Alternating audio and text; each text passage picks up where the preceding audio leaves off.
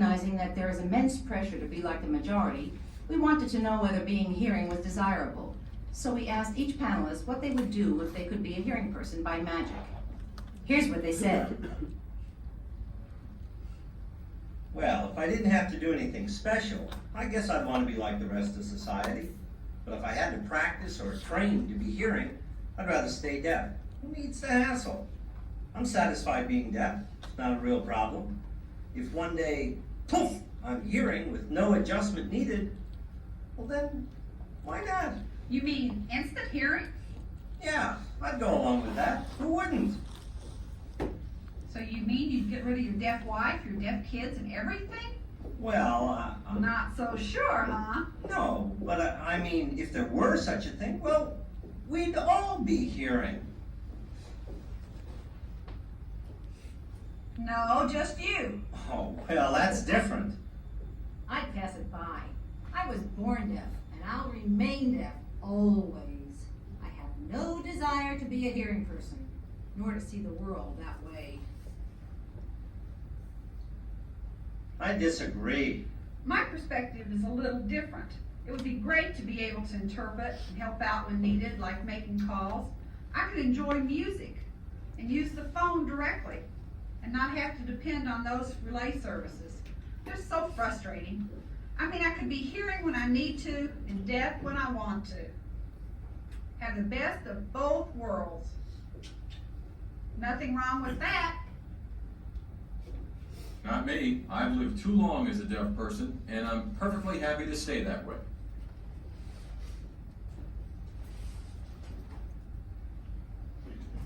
Me too. It's what I'm used to. Who needs that kind of change? I bet my ears would hurt from all that noise. A hassle. Well, there were certainly differences in opinion on this issue. However, the majority of deaf people we spoke to agreed that it would be too much of a bother to adjust to being hearing. They felt that as deaf people, their lives are satisfying, and they prefer to remain deaf. As a follow-up, we asked the panel to choose between a world which was either all deaf or all hearing, if such an option were available.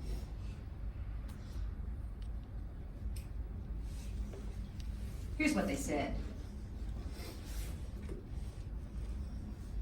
Boy, that would really knock the earth off its axis. An all-deaf world. Deaf Earth. Wow. I'd pick the deaf one. I'd love to see all the hearing people become deaf, just so they could know what it's like for me. Yeah, teach them a lesson. I mean, we've suffered so much for so long. Hearing people just can't seem to understand. If they were in our shoes, they'd come to respect us a lot more than they do now. I bet there wouldn't be any wars in a deaf world. There'd be no way to use radio communication for military purposes. So, no war, I guess.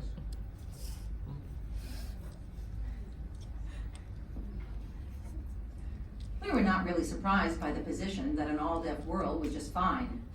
It may seem strange to hearing people that this is so, because they focus on the problems of deaf people. But to deaf people, their problems wouldn't exist if everyone were deaf. It's normal for a particular cultural group to perceive themselves in positive ways, even if outsiders don't.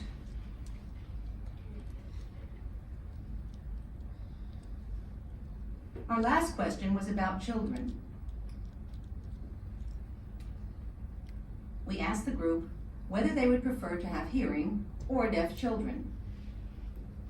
If I had a baby that turned out to be hearing, I'd want to make it deaf so it'd be like me. Because who wants to put up with the deaf and hearing conflicts in a parent-child relationship? If my child were deaf, they wouldn't say things I couldn't hear, and I wouldn't have to depend on their ears. Being deaf, we could sign all the time.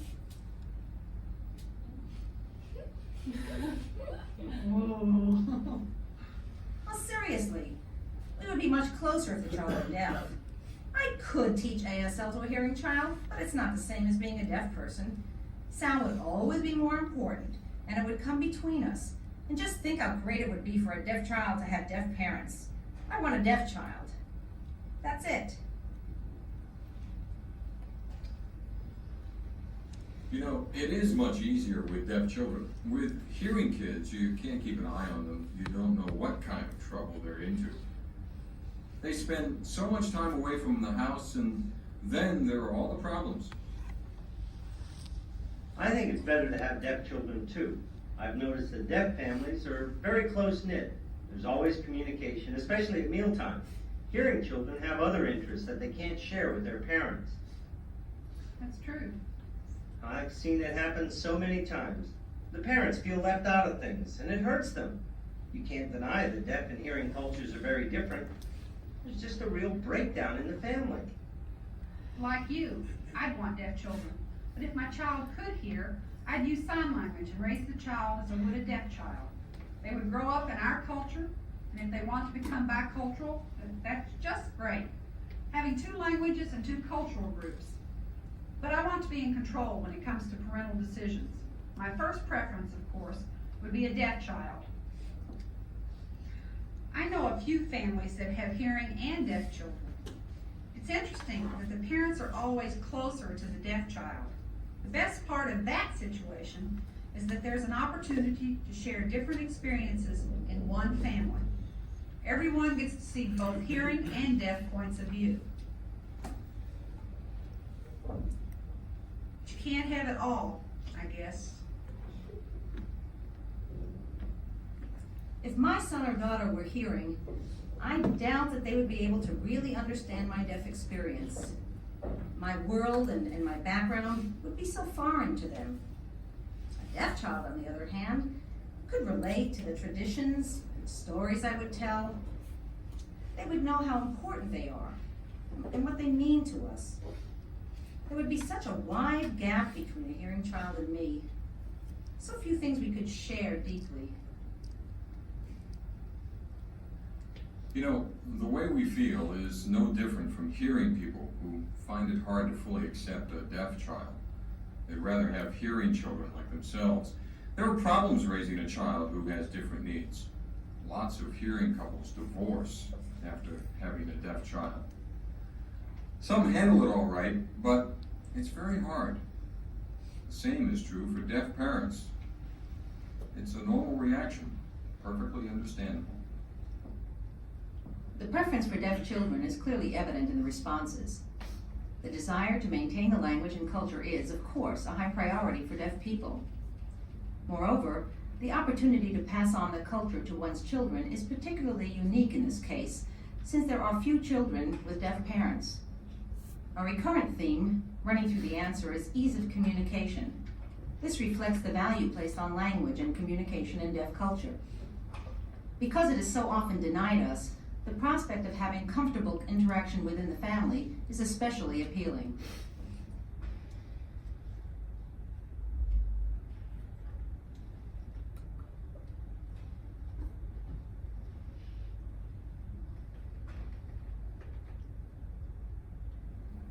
The survival of any cultural group lies in its children carrying on the language and traditions.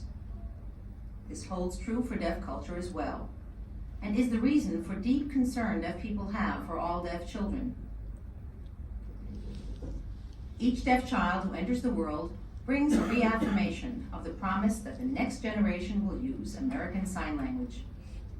The deaf children of today will treasure the heritage left by previous generations, and they shall maintain the traditions of deaf culture, to be passed on to the children of tomorrow.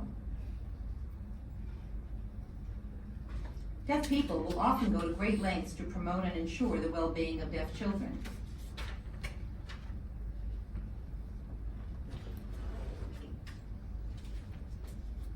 Here's an example of that effort.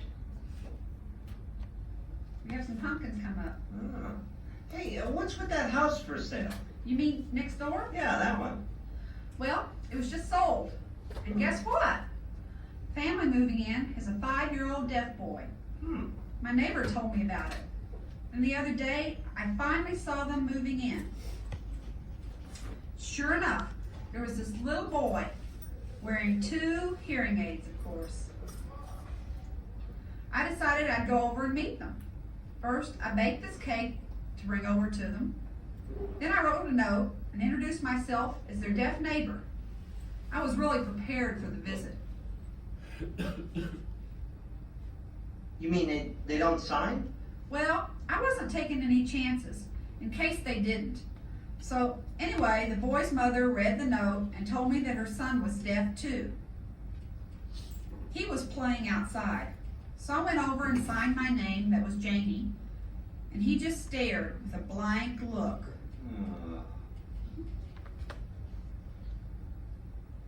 Obviously, he's oral. Yeah, well, I didn't want to offend anyone, so I began writing back and forth with his mother. She doesn't know any signs at all. Darn it, they come from Massachusetts. You know what an oral state that is. When I asked about the school, the mother didn't know where to send him. I told her that ASD was only 5 miles from here. Her reaction to that was lukewarm, but... Yeah, it doesn't matter. Right, at least I made contact, maybe in time. So I bet that kid will be over here every day. You can bet I'll use ASL with him and just talk about everything and anything. I love deaf kids. Friends of mine have a 10-year-old from another school who used to come over all the time. He calls me his aunt. We're very close, but now he's getting older and has his own friends. That's normal for a kid his age. There's no doubt that deaf children are very important to the deaf community. I'd like to elaborate on some of the points raised in that conversation. First, deaf children do seek out the company of older deaf people. Many Native Life signers spend time with deaf adults while growing up. A very special bond develops between the child and the adults they come to love. Often the deaf couple will take the child under their wing. Because of the nurturing through a shared language and culture, time spent with deaf adults during childhood is vital for success.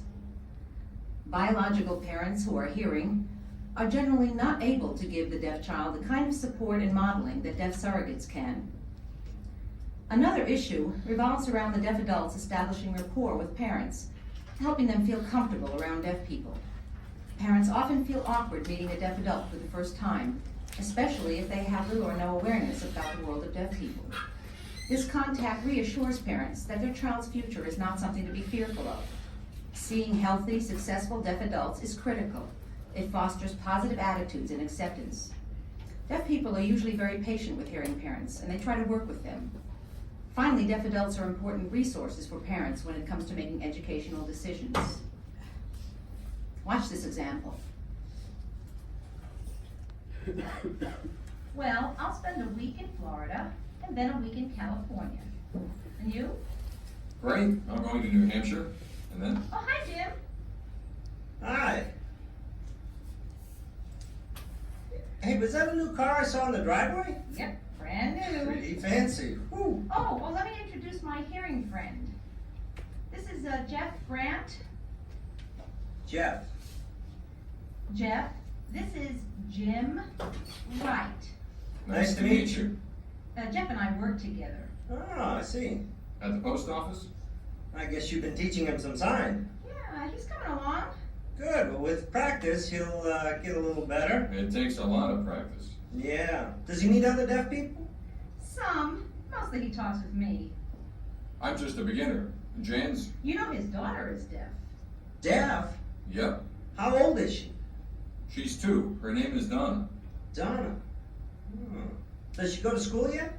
Yes, right now she's in a Fairfax County school. Fairfax County. A public school? Yeah, I need to find out more about schools for the deaf, and then we'll change later, but for now. You are planning to send her to a deaf school. Oh yeah, right now I'm trying to meet lots of deaf people, Good. and then learn more so I can make the right choice. Good. It's better for her to be at a school for deaf children. Yes, and I also spend time with Donna. That helps. If not for you, she'd be stuck in a public school for sure. It's a good thing they met you. That's true. I've been giving Jeff some advice. I'm trying to help. Did you notice the drastic change in Jim, the deaf man, when he discovered that Jeff has a daughter who was deaf? He suddenly focused all his attention on that father and took a real interest in Donna's education, urging that she be placed in a school for the deaf. Clearly, this shows just how much deaf people value their schools and see them as the best place for deaf children to be. This interest in helping hearing parents make appropriate choices for their children is something we see happening again and again. Often, deaf adults develop close friendships with hearing parents, extending to regular social contact and invitations to attend deaf community events. This is a way of reinforcing positive attitudes toward the lifestyle of deaf adults. The hopes of deaf people and their culture lie in the children, often born to outsiders, and so deaf people rightfully see themselves as guardians of future generations. As we come to a close, allow me to briefly summarize the values that we have highlighted here. First was the importance of the hands and the eyes, which are the windows of a deaf person's world.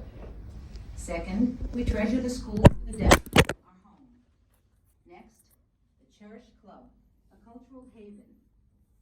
Fourth, our precious language with which we communicate. And last, but not least, deaf children, the promise of generations to come. These are truly the most highly valued by deaf people. Definitely. I think that much of this information has not been accessible to the public before. Perhaps understanding and acceptance of the culture will now be greater.